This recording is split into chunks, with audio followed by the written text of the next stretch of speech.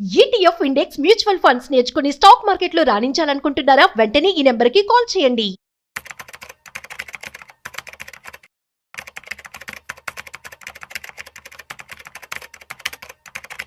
Rama last వీడియోలో retirement వాళ్ళు ఎలా డబ్బుల్ని కాపాడుకోవాలి, వేటిల్లో ఇన్వెస్ట్ చేయాలి, వాళ్ళు ఎలా జాగ్రత్తగా ఉండాలని చాలా చక్కగా చెప్పారు. అయితే ఓకే, ఇప్పుడు మిడిల్ క్లాస్, లో మిడిల్ క్లాస్ వాళ్ళ గురించి మనం మాట్లాడుకుంటే ఈ రిటైర్మెంట్ మనీ అనేది వీళ్ళకి ఆప్షన్స్ చాలా తక్కువగా ఉంటాయి.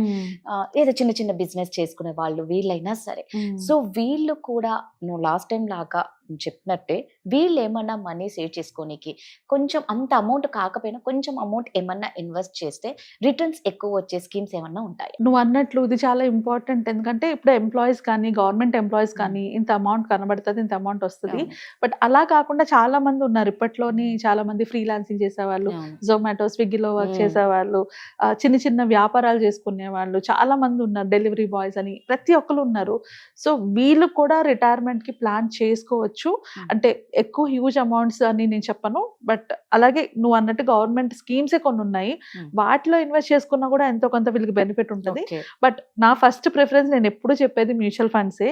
ఎంత తక్కువ అయినా కూడా, మీ ఏజ్ ఎంత చిన్నదైనా కూడా ఒక 500తో అయినా ఎస్ఐపి కనుక స్టార్ట్ చేసుకోగలిగితే మీరు ఆ రిటైర్మెంట్ టైంకి ఎక్కువ అమౌంట్ మీరు జనరేట్ చేసుకోగలుగుతారు. మీ ఫ్యామిలీకి సరిపడేంత, at least me husband and wife get on అయ్యేంత అమౌంట్ అయితే జనరేట్ చేసుకోగలుగుతారు. కానీ అంత అమౌంట్ అంటే ఇప్పటికీ మ్యూచువల్ ఫండ్స్ మీద ఇప్పుడు అవగాహన వాళ్ళకి చాలా తక్కువ ఉంటుంది.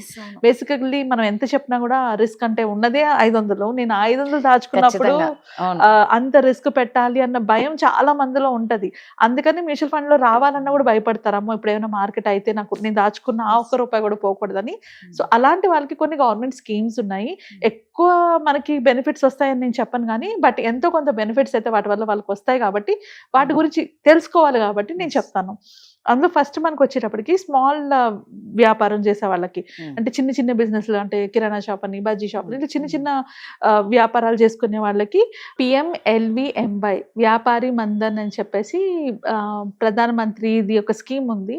ఇందులో ఏంటంటే మనం ప్రతి నెల 55 రూపాయల నుంచి 200 రూపాయల వరకు ఎంతైనా, అంటే ఇంత తక్కువ అమౌంట్ సేవ్ చేసుకుంటే మనకి 60 సంవత్సరాల తర్వాత పెన్షన్ ఇస్తారనమాట. సో ఆ పెన్షన్ మనకి 3000 మినిమం గ్యారంటీ ఇస్తారు. దాని మీద కూడా మనం పెట్టుకునే అమౌంట్ బట్టి పెన్షన్ అమౌంట్ వస్తుంది.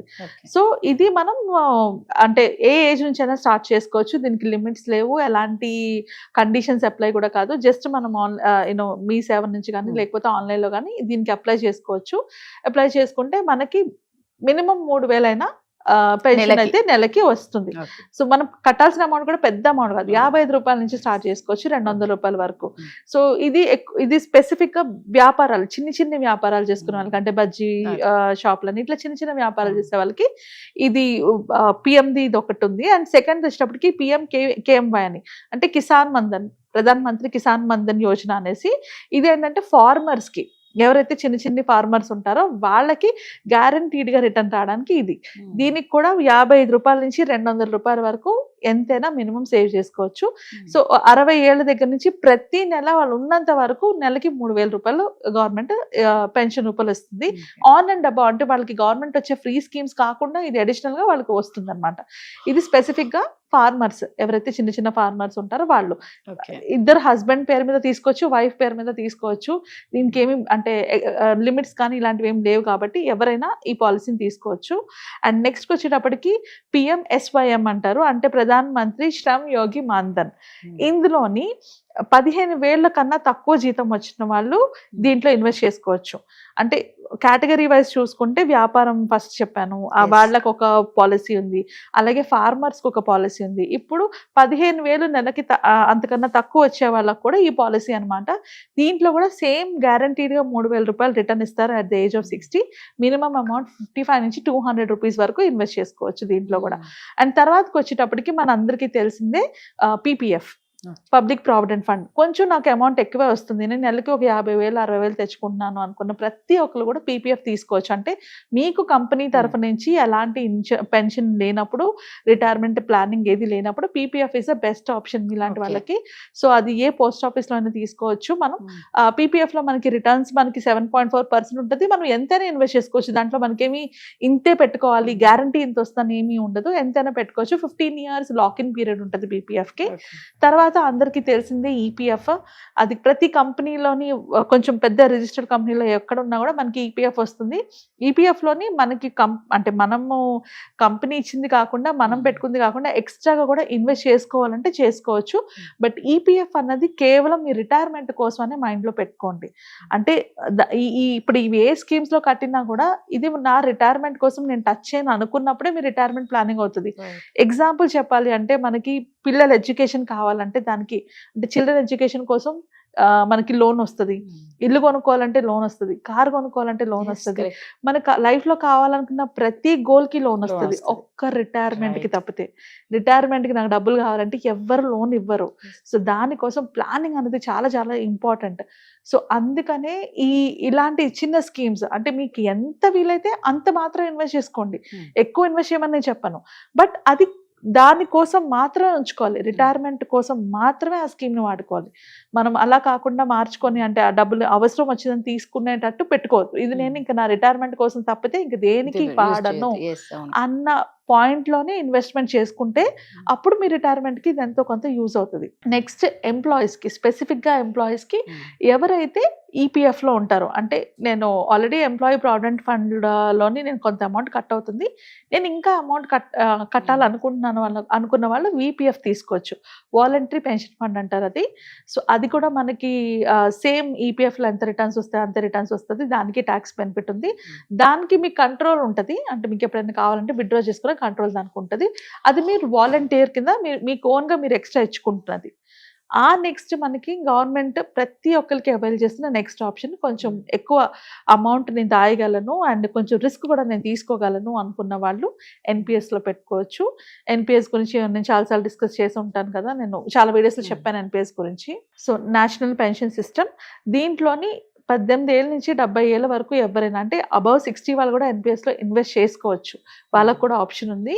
అండ్ ఇది మార్కెట్ లింక్డ్, బేసికలీ ఇది మార్కెట్ లోని స్టాక్స్ లో పెడతారు కాబట్టి ఎన్పిఎఫ్ షుడ్ బి యువర్, అంటే మీరు రిస్క్ తీసుకోలేను అనుకున్న వాళ్ళకి ఇది లాస్ట్ ఆప్షన్. ఓకే, నేను రిస్క్ తీసుకోగలను పర్వాలేదు అనుకున్న వాళ్ళకి ఇది ఫస్ట్ ఆప్షన్. ఫస్ట్ ఇందులో పెట్టుకొని తర్వాత ఇంక వేరే దాంట్లో పెట్టుకోవాలి. ఎందుకంటే ఇక్కడ మంచి రిటర్న్స్ వస్తాయి. మనం అంత లాంగ్ టర్మ్ ఉండేటప్పుడు మనం రిస్క్ తీసుకున్నా కూడా మనకి రిటర్న్స్ ఎక్కువ వస్తాయి అనమాట. మనం రిస్క్ ఎప్పుడు కూడా మనం ఎంత లాంగ్ డ్యూరేషన్ ఉన్నాం అన్న దాన్ని బట్టి తీసుకోవాలి. తక్కువ డ్యూరేషన్ లో తక్కువ రిస్క్ తీసుకోవాలి, మీడియం డ్యూరేషన్ కి మీడియం రిస్క్ తీసుకోవాలి, లాంగ్ ఉండేటప్పుడు ఎక్కువ రిస్క్ తీసుకోవాలి. సో అలాంటి ఎవరైనా నేను రిస్క్ తీసుకోగలను అనుకున్న వాళ్ళు ఎన్పిఎస్ తీసుకోవచ్చు. ఎంప్లాయీస్ ఎన్పిఎస్ లో ఇన్వెస్ట్ చేసుకోవాలంటే వాళ్ళకి న్యూ ట్యాక్స్ రెజిమ్ పరంగా కూడా ఒక బెనిఫిట్ ఉంటుంది కార్పొరేట్ ఎన్పిఎస్ తీసుకుంటే. అంటే మీ కంపెనీలో గనక కార్పొరేట్ ఎన్పిఎస్ ఆప్షన్ ఉంటే దాన్ని అవైల్ చేసుకుంటే మీకు 10% ఆఫ్ యూర్ బేసిక్ శాలరీ వరకు మీరు ఎన్పిఎస్ లో ఇన్వెస్ట్ చేసుకోవచ్చు. అంతవరకు మీకు ట్యాక్స్ ఫ్రీ కూడా, అంటే 80Cలో మనకి 1.5 lakhs వరకే ట్యాక్స్ బెనిఫిట్ ఉంటుంది. దానికన్నా ఎక్కువ ట్యాక్స్ బెనిఫిట్ కావాలంటే కార్పొరేట్ ఎన్పిఎస్ లో తీసుకుంటే మనకి ఎక్స్ట్రా ట్యాక్స్ బెనిఫిట్ కూడా వస్తుంది. సో ఎంప్లాయీస్కి ఎవరైతే కార్పొరేట్ ఎన్పిఎస్ ఆప్షన్ ఉందో వాళ్ళు కార్పొరేట్ ఎన్పిఎస్ ఆప్షన్ని చూస్ చేసుకోండి. సో దట్ మీకు ఒక పక్క ట్యాక్స్ బెనిఫిట్ ఉంటుంది, ఇంకో పక్క మీ రిటైర్మెంట్ కూడా ప్లానింగ్ అవుతుంది. ఆ ఆప్షన్ లేని వాళ్ళు నార్మల్ ఎవరైనా ఇన్వెస్ట్మెంట్ చేసుకోవాలి ఎన్పిఎస్లో అనుకుంటే ఎన్పిఎస్లో డైరెక్ట్గా వెబ్సైట్లోకి వెళ్ళి ఇన్వెస్ట్ చేసుకోవచ్చు. మాక్సిమం 50,000 వరకు ట్యాక్స్ బెనిఫిట్ ఉంటుంది. అది కాకుండా కూడా మీకు రిటర్న్స్ అయితే జనరేట్ అవుతాయి. ఇది మాత్రం మార్కెట్ రిలేటెడ్ రిస్క్ ఉంటుంది కాబట్టి కొంచెం స్కీమ్స్ అవి డాక్యుమెంట్స్ చూసుకొని ఇన్వెస్ట్ చేసుకోవాలి. రైట్, ఇవండి నిజంగా బెస్ట్గా ఉన్నాయి స్కీమ్స్ మాత్రం. అంటే ఎవరైనా రిటైర్మెంట్ అయిన వాళ్ళు, అంటే ఒకసారి గవర్నమెంట్ జాబ్ ఉన్న వాళ్ళకే మంచి రిటైర్మెంట్ డబ్బులు బాగా వస్తాయని అనుకుంటారు. సో ఇప్పుడు రమ చెప్పింది ప్రతి ఒక్కరికి జెప్టో కానీ ర్యాపిడో కానీ ఎవరైనా చేసుకోవచ్చు కదా రమ? ఎవరైనా, ఎనీబడి, ఎవరైనా ఈ స్కీమ్స్ లో వాడు. అంటే నేను ఇన్కమ్ మొదలు, అంటే స్టార్టింగ్ ఇన్కమ్ స్టేజ్ నుంచి హైయెస్ట్ ఇన్కమ్ స్టేజ్ వరకు ప్రతి ఒక్కరికి ఉన్న పాలసీస్ నేను డిస్కస్ చేశాను. సో రమకు ఇంకా మీకు ఏమన్నా ఒక మంచి అడ్వైజర్ కావాలి అంటే మాత్రం ఖచ్చితంగా రమను కాంటాక్ట్ అవ్వండి. చక్కగా మీకున్న డౌట్స్ ని క్లియర్ చేసేస్తారు. Thank you Rama. Thank you.